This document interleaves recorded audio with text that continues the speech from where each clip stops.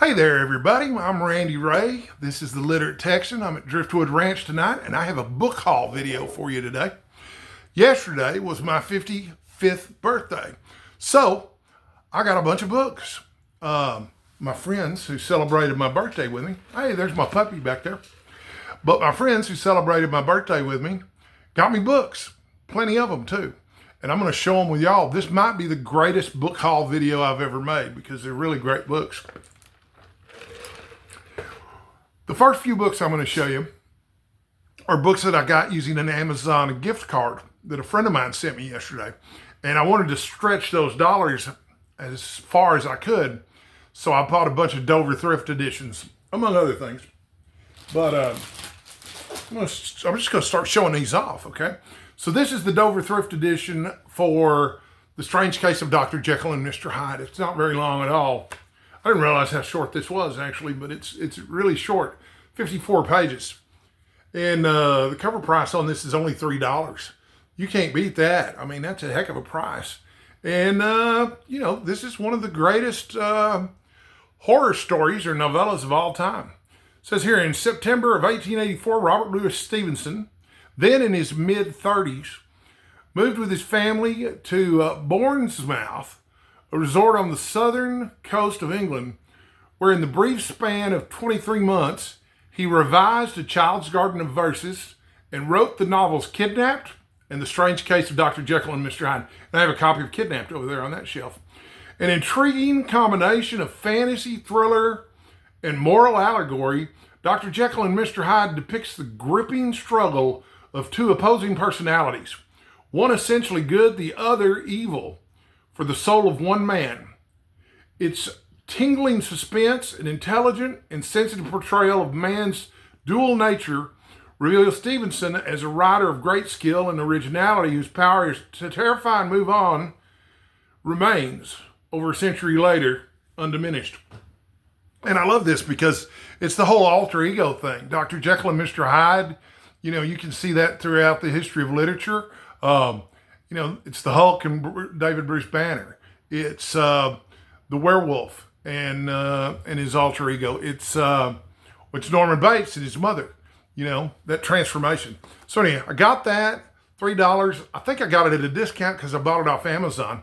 I know it's not popular to say you buy things on Amazon, but I do. That's where the gift card was for, man. So I also got The World's Greatest Short Stories, selections from Hemingway, Tolstoy, Woolf, Chekhov, Joyce, Updike, and more. And, you'll find a lot of these collections that claim that they're the world's greatest short stories, but I was actually really impressed with what this contains because they really are great stories. There's 19th and 20th century writers from America, the United Kingdom, Ireland, and Western Europe. Included are Hemingway's A Clean, Well-Lighted Place, in which two waiters and a lonely customer in a Spanish cafe confront the concept of nothingness. A&P, John Updike's most anthologized story and one of his most popular. Borges and I, typical Jorge Luis Borges, you'll have to forgive my pronunciation, that's the best I can do.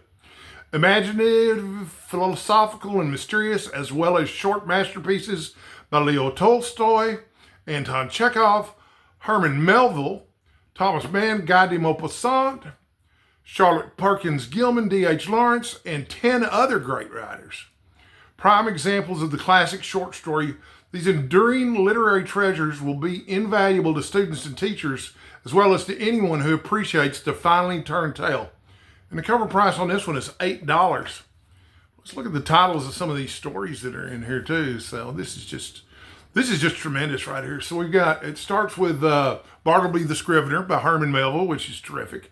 God, I laugh so much every time I read that one.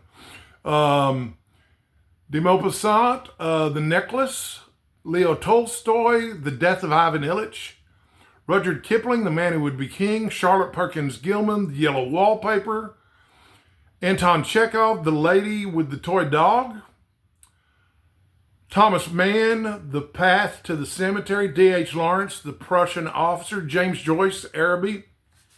So, these are pretty big names. These aren't exactly lightweights, dude, as Walter would say in The Big Lebowski. Virginia Woolf, The Mark on the Wall. Franz Kafka, a hunger artist. Ernest Hemingway, A Clean, Well-Lighted Place. Chichewa Achebe, The Sacrificial Egg. John Updike, A&P. And Jorge Luis Borges and I. So yeah, boy, I'm excited to tear into that. As some of you know, I'm participating in or working on a reading project called the Ray Bradbury Trio. You read a short story, an essay, and a poem every night before you go to bed for 1,000 nights in a row. And so this is going to be great because that's a bunch of great short stories for me to read. So, like I say, this is what I bought using the gift card that I got from my friend Brian, who's an old college buddy of mine. But those aren't the only ones. I also got Travels with Charlie in Search of America for my John Steinbeck collection. I, of course, have read this multiple times before. I don't know whatever became of my my original copy of it, but I've got this new one. I think the cover art on that's really pretty. Anyway, really fine story. In fact, let me read this first paragraph to you. This is so good. I love this first paragraph. When I was very young, and the urge to be someplace else was on me, I was assured by mature people that maturity would cure this itch. When years described me as mature, the remedy prescribed was middle age.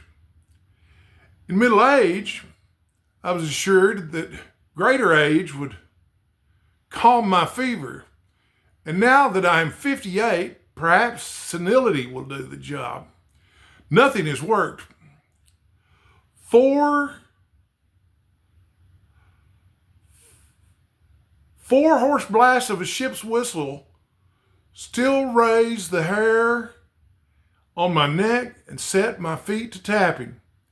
The sound of a jet, an engine warming up, even the clopping of shod hooves on pavement brings on the ancient shudder, the dry mouth and vacant eye, the hot palms, and the churn of stomach high up under the rib cage. In other words, I don't improve. In further words, once a bum, always a bum. I fear the disease is incurable. I set this matter down not to instruct others, but to inform myself. I just think that's terrific, man. Steinbeck was so great. And that was him at the height of his powers when he was, if he wrote that when he was 58, he'd had some practice writing some sentences by then. So I've got other stuff here. This is a lot of really thoughtful stuff. The final thing that I got with that gift card is the complete stories of Flannery O'Connor, which I think just has the most beautiful cover. And I loaned out my copies of the complete stories of F. Scott Fitzgerald and the complete stories of Ernest Hemingway to a friend of mine who's doing some buddy reading of some things with me. She's also doing the Ray Bradbury trio. And so she needed a collection of short stories and a collection of essays. But anyway, I held on to the Flannery O'Connor stories for myself. So that's what I got with my $50 gift card. There are two more coming, but they won't be here till later in the week. And I wanted to go ahead and make this video because I'm so excited about showing this stuff off. So I have a daughter. I have two daughters, actually. Anybody watching the show for a while knows that. One of them, Maddie, is very thoughtful, and she forgot to give me my Christmas present last year. So she saved it until my birthday. So I got a Christmas present and a birthday present for my birthday. And Maddie knows that Michael Dirda is, my favorite book critic, and he writes for the Washington Post. And he wrote a little pamphlet, it's about 65 pages, called Caring for Your Books. It's not really a book, and it was never really published. It came with a Book of the Month Club membership when, it looks like it was probably published in the 90s or something like that. But Maddie tracked down a copy of this for me. I don't think it's that easy to find, but the copyright date on this is 1990. So, this has been a while back. So she got me this for Christmas, and I think it's just lovely, and I'm so excited to have it, and I'm really looking forward to reading it. I mean, I know how to take care of my books, at least the common sense stuff, but still, it's always interesting to read about that sort of thing and get somebody else's perspective. But she also got me this book called Literary Texas, A Guide to the State's Bookish Destinations. And it's got a whole chapter It's from the editors of Lone Star Literary Life, but it's got a whole chapter devoted to Denton, Texas. And then there's got chapters dedicated to other cities in Texas, too. Maddie picked this up while she was in Austin for me. But the cities, Austin, Houston, Dallas, Abilene, Permian Basin, Midland, Odessa. That's way out there in West Texas. San Antonio, Fort Worth, El Paso, Denton, Waco. And then honorable mentions. Lubbock, the Rio Grande Valley, Big Bend. Readers' favorite bookstores. I wonder how many of those are still open. I wonder how old this book is. And major book events in Texas. So this, even if it's out of date a little bit, and this was published in 2016, so it's 10 years old, even if it's a little out of date, some of the places are still around. I know that they mentioned Recycled Books and Records, which is on the square here in Denton, and it is a mecca for used book lovers. It's got 500,000 titles. Much better place to visit than Half Price Books, which has its charms, but very little of them. My other daughter, Mary, I texted her the other day, and I told her, I said, look, the New Yorker's got a new collection coming out, A Century of Fiction in the New Yorker, 1925 to 2025. This just came out. Saw it on Steve's channel first. And I told Mary, I said, look, it's on sale. Cover price is $50, but it was on sale for $40.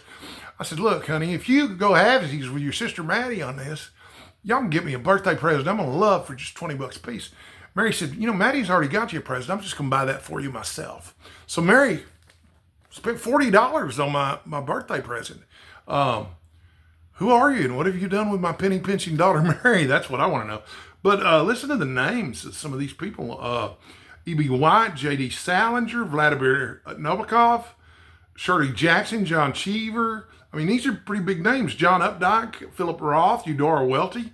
I mean, these aren't lightweights writing for the New Yorker, folks. Jorge Luis Borges, Raymond Carver, who I adore, Sherman Alexie, another writer that I admire quite a bit, David Foster Wallace. Yeah, big names. And it's a big, thick, fat collection. There's probably 100 stories in here. So I'm looking forward to tearing into those. And those are going to come in handy, too, for my project. Because I'm trying to read a new short story every night along with a new essay every night. I didn't get the essays collection. In fact, I'm not sure they had an essays collection. I think they might have had a poems collection. And I've got poetry anthologies out the wazoo already, so I don't really need that. Anyway, that's 1, 2, 3, 4, 5, 6, 7 books in this book haul, and I'm not finished yet. I also got, so I have a friend named Lane. He's a wonderful guy. And most of you know that I have a dog. His name is Orson. He's named after the great Orson Welles. Orson is old and infirm, and he's probably going to need to be put down this week. And about a year ago, I read a memoir about Orson Welles, or actually it's about Orson Welles' daughter. And she was explaining at the end that at one of his funerals, he had multiple funerals, but at one of his funerals, she was approached by a stage magician at the back who explained to her that he was not just a great director and a great writer and a great actor, but he was also a legendary stage magician. I mean, he was top of the game. And that he had a book where he kept all of his illusions in it, and how to do them. And but there are multiple copies of it out there. But there aren't many copies of it out there because the real professional magicians, they're real careful about revealing their secrets. And so it's hard to come by, and it's highly sought after. And I was explaining this to my friend Lane, who immediately went out and tried to find me a copy of it. He was unsuccessful. And I'm not sure he could have or would have wanted to afford it, even if he could find it. But he did find this book here. It's called Magic as a Hobby. And I laughed about that and stuff because it's like, why would you give me magic as a hobby? Then I noticed at the bottom it says forward by Orson Welles. It's got a forward by Orson Welles. Anyway, it's a book about magic with a forward by Orson Welles. It's really cool. And in case I didn't understand the reference, he also got me a copy of The Magic World of Orson Welles, which is a biography called by Andrew Sarris, The Most Perceptive Study of Welles' Art. Andrew Sarris would know, too. He's a great film critic. I'm a big fan. So anyway, this is published by Southern Method University Press, and I just love this picture of Orson Welles on the cover. He's so handsome there, and he's got such great shadows and stuff. And so also, my friend Lauren, she's the one that I loaned my F. Scott Fitzgerald anthology to. She's doing the Ray Bradbury trilogy with me. But anyway, she asked me what my favorite Orson Welles movie was the other night. And I told her, I said, well, it's probably Touch of Evil. So she made me this. This is a Touch of Evil poster, but she took Orson Welles off the poster and replaced it with a picture of my dog.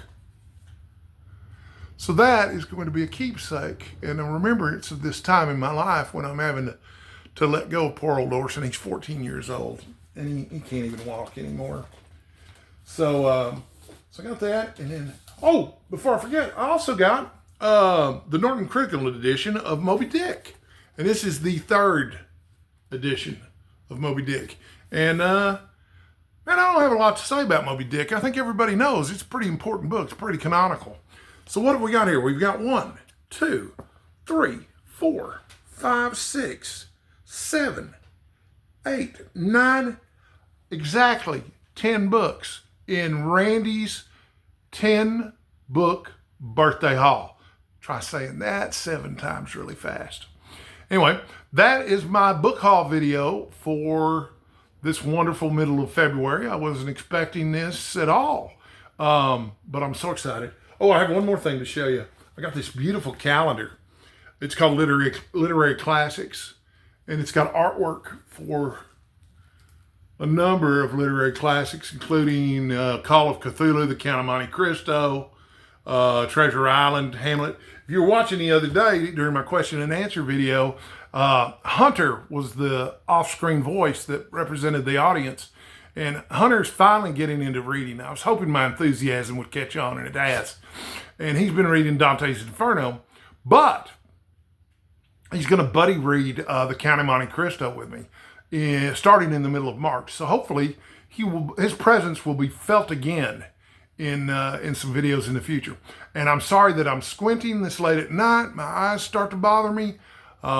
I'm seeing an eye doctor next Monday, so hopefully they'll get to the bottom of what's causing problems with my eyes. It's made it so that it's the only way it's easy for me to read is on the Kindle, and I sure hope I don't have to give up all my dead tree books. So that's it for tonight. Thanks for watching. I love you. Stay hydrated. It's important, more important than you think, and stay sexy, folks. I'll see you in the next video.